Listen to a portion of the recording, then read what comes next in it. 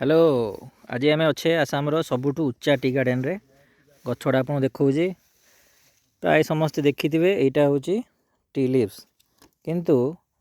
जोटा एक्चुअली चा तैयारी हुए समझ देख तोड़ा जोटा हुए यू तोड़ा जाए यू तोड़ा जाए यही चा आप डस्ट रे पीबे यही जगार यू तोड़ा यू तोड़ा होपर चा प्रिपेरेसन हुए। आपण मैंने जो चा पीती नॉर्मली आम जो चा किणुचे सब यही नॉर्मल चा जोटा कि डस्ट करुचे तो काटिकुटी करुचे कि एक्चुअल जोटा चा हवा जोटा कॉस्टली चा बा जोटा हवा कथा सेटा हूँ ये 2 लीव्स एंड ए बर्ड या बर्डटा भी खोली गला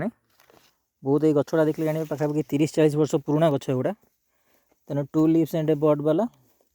जदि खोजा एटू तोड़ा यपट मानते बड़ बड़ टी गार्डन कौन करावे से मैंने गोटे पार्ट्रे खाली नॉर्मल चा तैयारी करती आ गोटे जगह खाली 2 लीव्स एंड बर्ड तोड़ा हुए नहले तांकर एते प्रॉफिट जो गुड़ा हुए profit actually 2 leaves and bird रू हुए जोटा कि एक्सपोर्ट हुए तेणु प्राय सब जगह देखिए यहाँ गोटे मिलला आपको गोटे बर्ड अच्छी आ 2टा लीफ अच्छी कि बाकी जिते सब तोड़ा देखाए ये सब नॉर्मल चा जहाँ पाइले तोड़ी पकड़े ताकू काटी कुटिकी सुखेकी आम चा करूँ तेणु जदि एक्चुअली चा पीबार अच्छे चा एक्चुअली क्षीर मिसा हुए आम मैंने सब क्षीर मिसेकी पीऊ